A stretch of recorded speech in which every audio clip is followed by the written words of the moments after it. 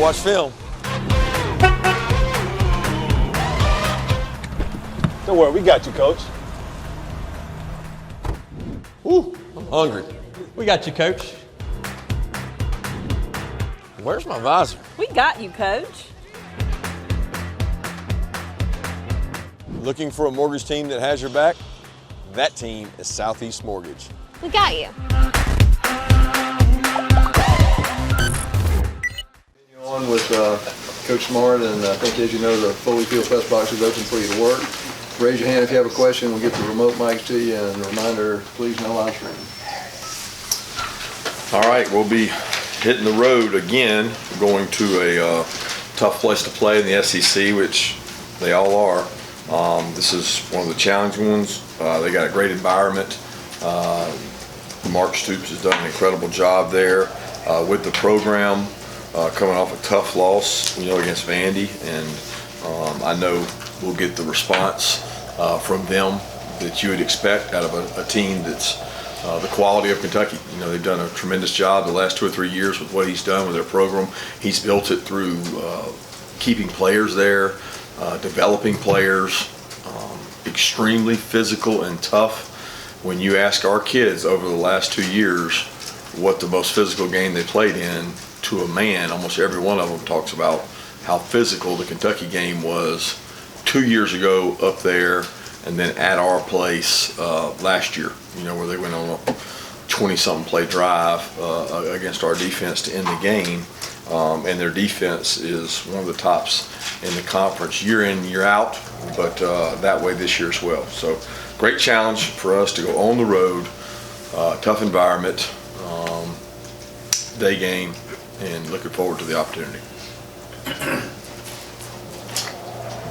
Coach, yeah, I know you're big on logistics and stuff, and you mentioned it Saturday night. I just wondered how it practically played itself out with you guys getting back so late, having to get ready for Kentucky on Saturday night and Sunday. How did that end up working out and looking for you guys?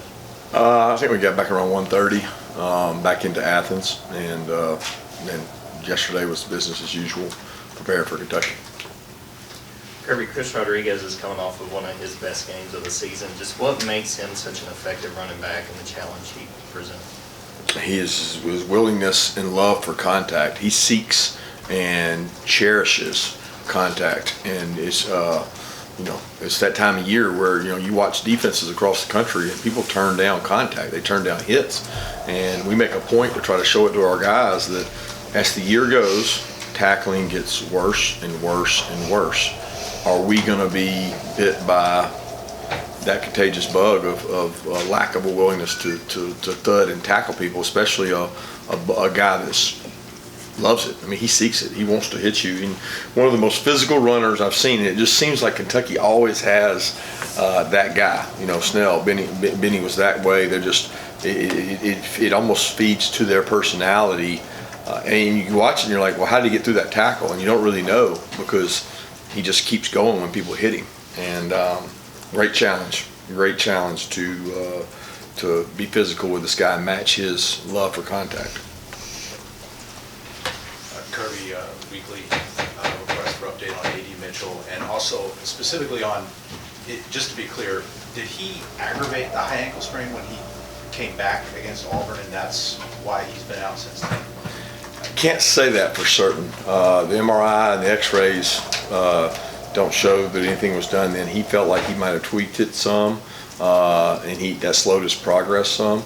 But it's a pain in the butt injury. And like I've talked about repeatedly, we didn't have an option to go do the tightrope and do the surgery that Tillman got, Tua got, Arian got. That wasn't an option. So it's been frustrating for him. He wants to get back.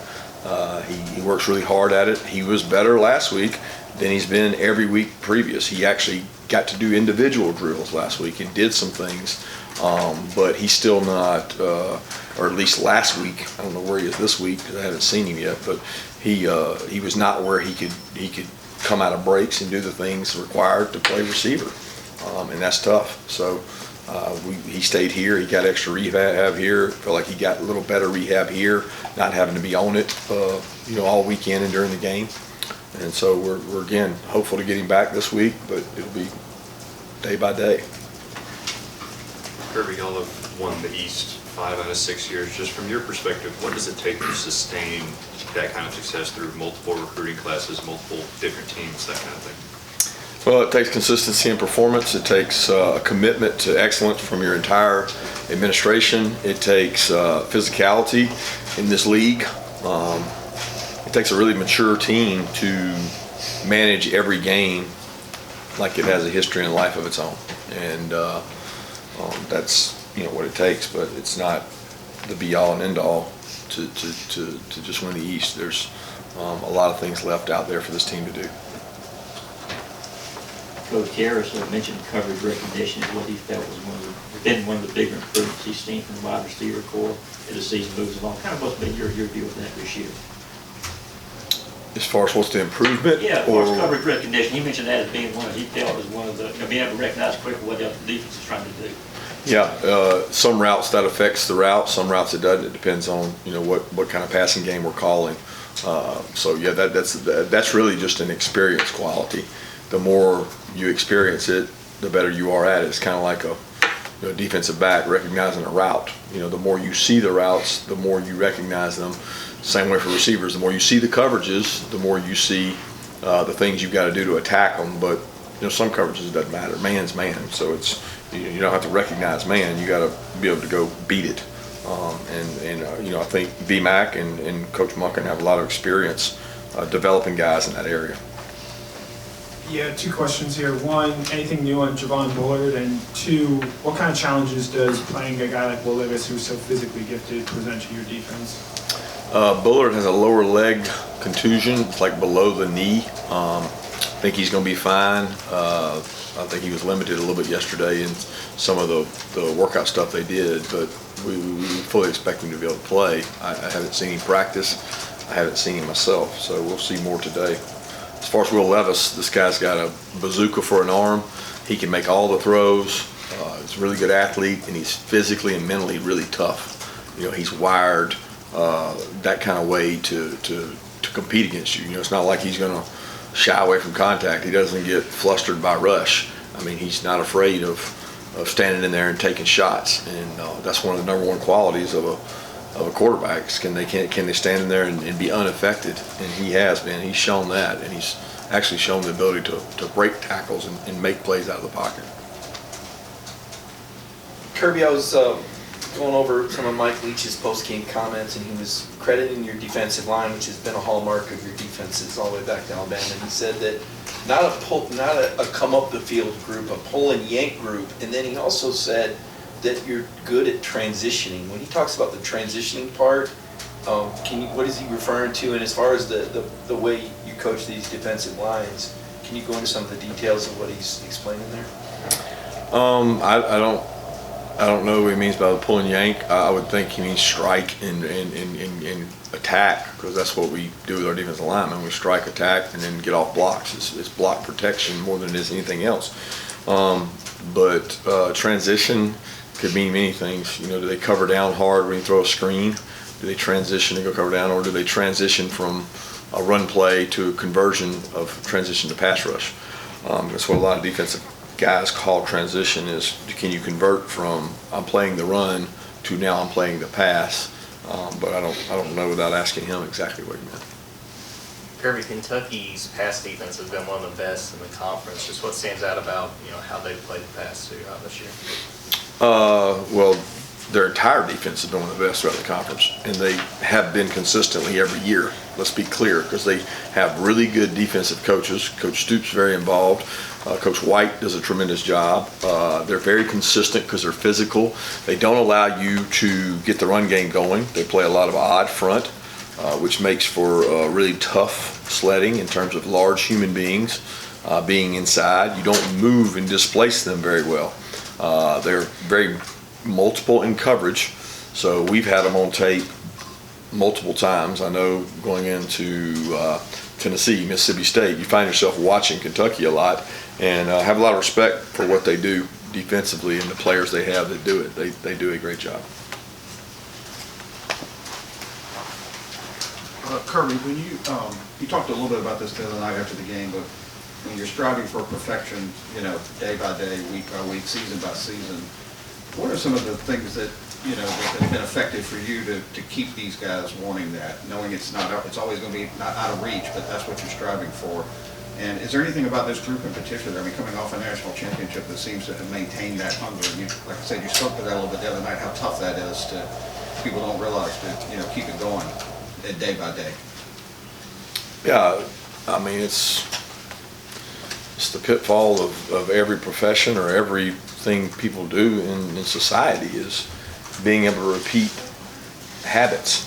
And can you do that? Can you do what you do better than the people in your profession on a daily basis and not get bored with monotony? It's hard to sustain anything in life, in your career, whatever it is. And you want to be the best sports writer, you want to be the best broadcaster, you want to be the best, you got to do it better than the other people in your profession.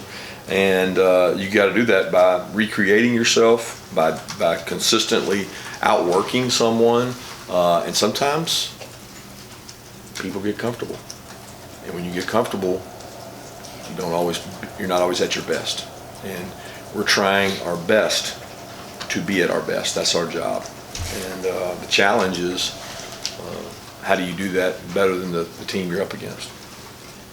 Yeah, Kira's talked about not wanting to be a selfish player, and given now the time that you've been here, do you think as an evaluator you've gotten better at identifying guys that are going to fit your culture and who are going to push through difficult times or when things might not necessarily be going your way? No, I don't know that we're better at identifying them. I think we certainly delve into that conversation more than we used to, but I don't know that we're better at it. I don't, there's no written script or perfect DNA quality that you say. You assume all players you sign are unselfish and care about the program and want to be here no matter what. But let's be realistic. That's probably not going to be the case. So you do the best job you can, and you try to move that needle while they're here. Because I don't think that people are where you can't change. And I think you develop that and you get buy-in and you sell it through your older players, and the older players sell it to the younger players, and you win some and you lose some. Obviously, with Nolan out, Jalen Walker got a lot of those snaps on Saturday. Just what have you seen from him in terms of his play and just embracing that challenge? And second thing, have you seen Nolan kind of work with him closely in the film room or in practice to just help him get better?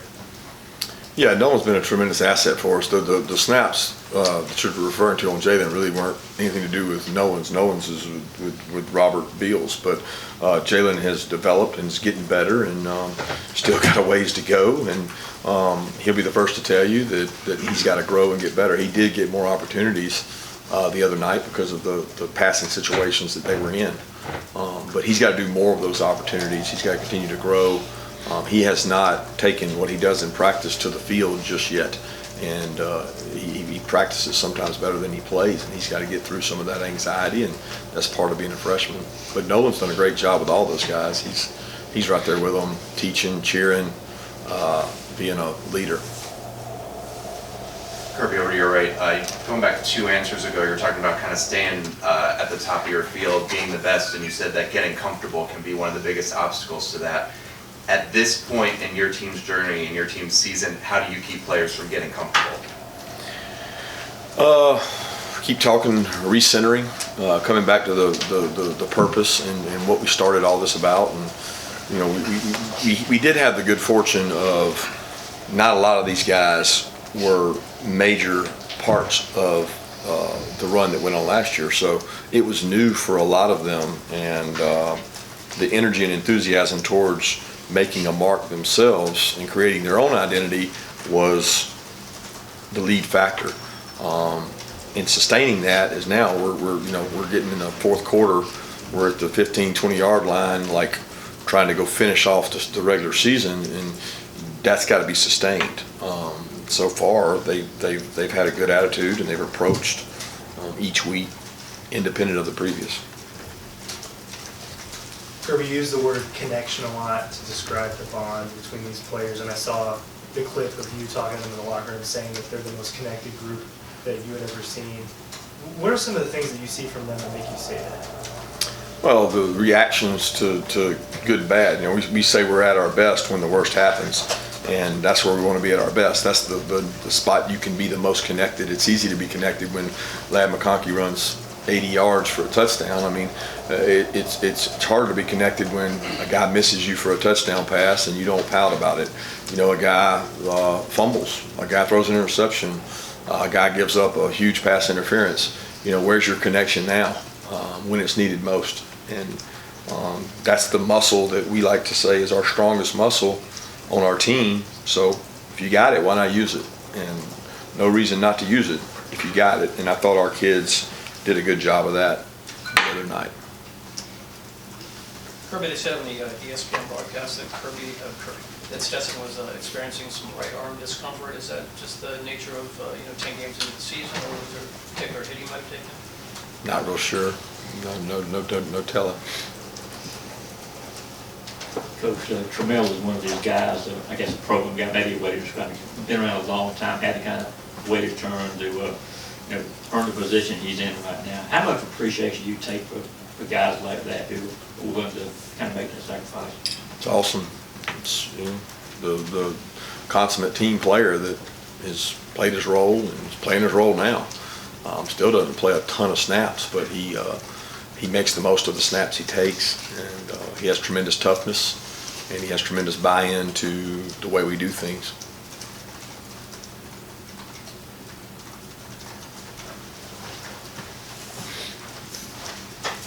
Go back to Trammell Walker. Can you tell us about his recruitment to Georgia? I remember he went to Hutchinson. Were you guys on him beforehand and told him go there, then come here, to talk to him after Hutchinson? How did his recruitment work out?